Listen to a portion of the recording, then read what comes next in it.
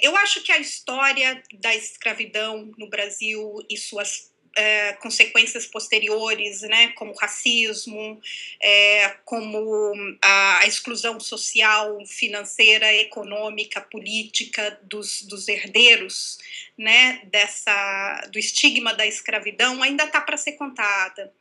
Porque durante muito tempo, né, foi uma história que nos foi negada, né, uma história que foi banida em nome de uma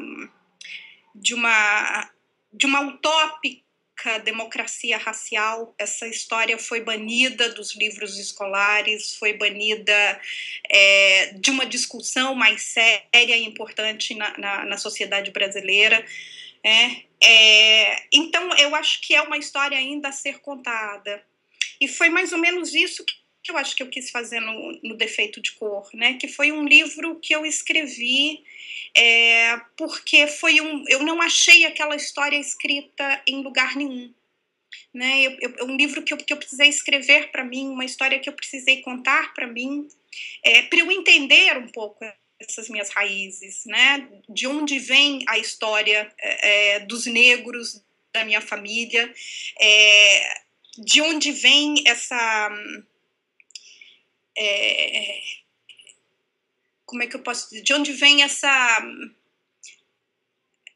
falta de raízes em solo brasileiro que nos faz, que nos exclui ainda hoje de uma cidadania, né? Ou seja, eu acho uma das coisas mais importantes, principalmente nesse momento em que nós estamos agora, né, de uma situação política bastante complicada, uma situação econômica e bastante complicada. Eu tenho pensado muito na questão quem é que vai narrar esse momento, né? A disputa da narrativa é algo que é muito importante nesse momento econômico e político do qual a gente está passando agora, né? E pensando nisso meio que retroativamente também, porque a história da escravidão brasileira, até esse momento, ela só foi contada a partir do ponto de vista da Casa Grande, né? A partir do ponto de vista dos senhores de escravo, a partir do ponto de vista dos brancos, né? Então, ou seja, essa história, a partir da senzala, a partir de como nós negros a vivenciamos, a entendemos e temos visto ela sendo contada, às vezes não necessariamente por palavras, mas também e às vezes até principalmente por tradições que vêm sendo passadas de gerações em gerações dentro das famílias negras brasileiras, né? Essa história ela está para ser contada.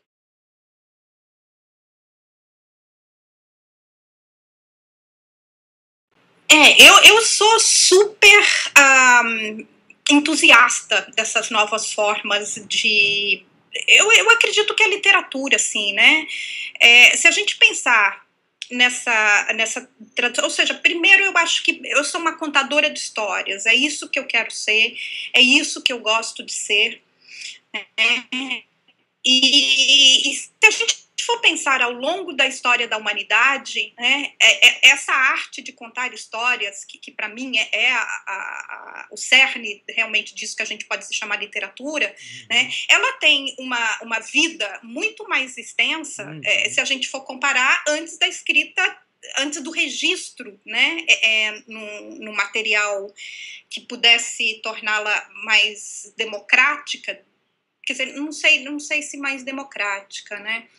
Esse registro em livro é muito menos, é muito mais recente, né, do que essa tradição em que ela vem sendo contada de boca em boca, né, de ouvido em ouvido, passada de família para família. Se a gente for voltar então para a África, de clãs para clãs, né, com toda essa tradição dos griots, né, que podiam ser dessas pessoas mais importantes dentro das cortes, de algumas cortes africanas.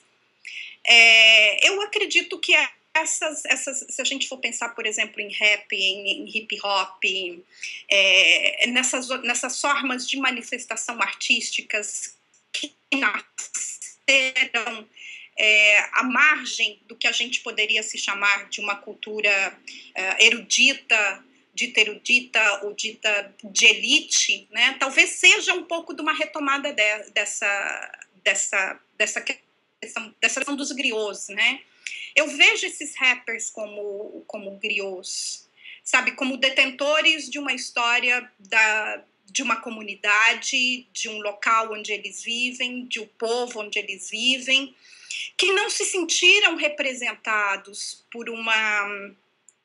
que seja dentro da música, ou seja dentro da literatura, né? E acharam essas novas formas de apresentação ou de representação artística que tem muito mais a ver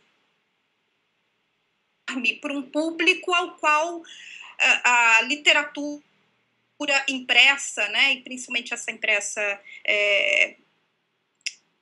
essa literatura sagrada e meio canônica não atinge, né? Eu acho que a gente, de alguns tempos para cá, a gente vem observando um movimento bem interessante, né, de arte e principalmente a poesia na literatura.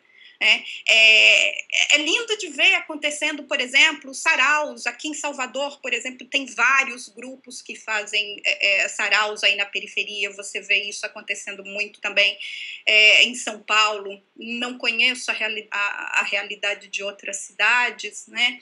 Mas eu acho que são movimentos importantes que deveríamos prestar mais atenção, né?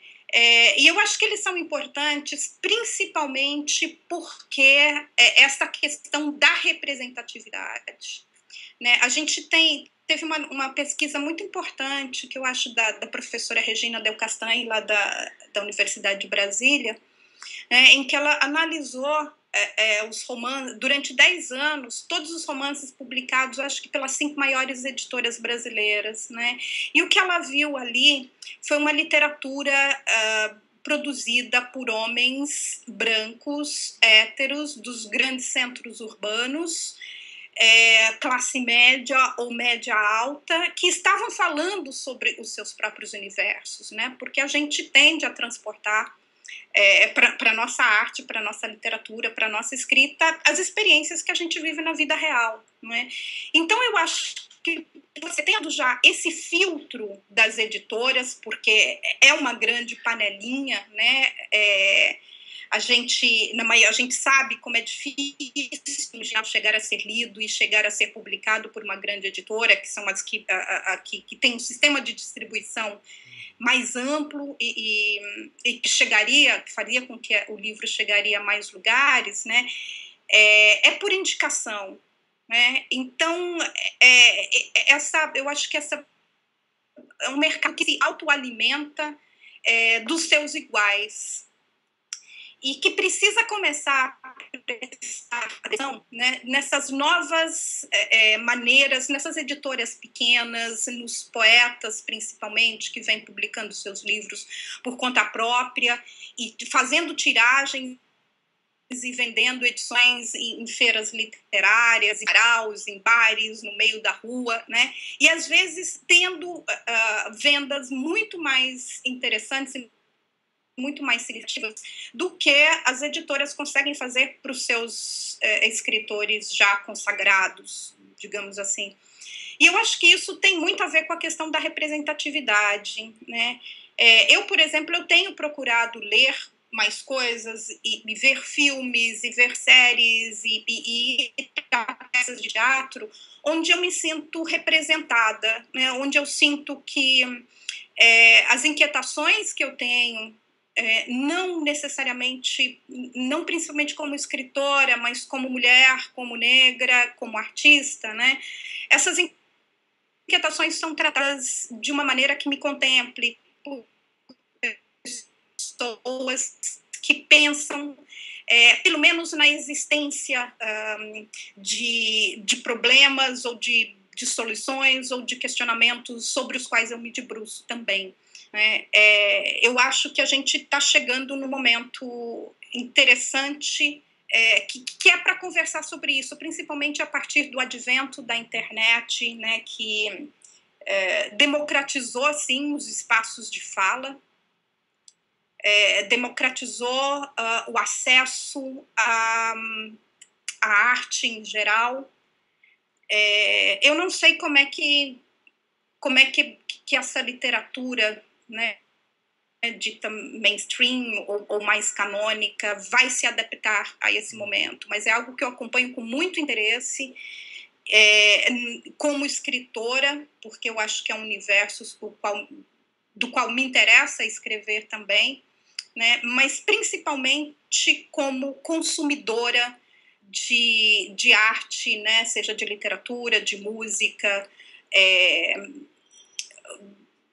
seja do que for, de dança, de teatro, de cinema, né? Que não necessariamente tenha que passar pelo filtro da grande mídia ou da grande imprensa, né? É algo que me interessa ir buscar, né? Porque está falando comigo, é algo que está falando comigo, ao contrário de muita arte ou literatura que vem sendo vendida pela televisão ou pelas grandes editoras, que eu acho que se tornou muito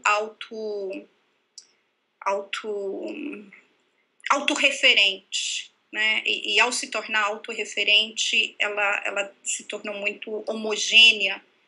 E a sensação que eu tenho, às vezes, de ler determinados autores ou de ler determinadas coleções ou livros de editoras é que eu estou lendo a mesma pessoa. Tá? Para mim, não há uma variação muito grande. Acho que é isso.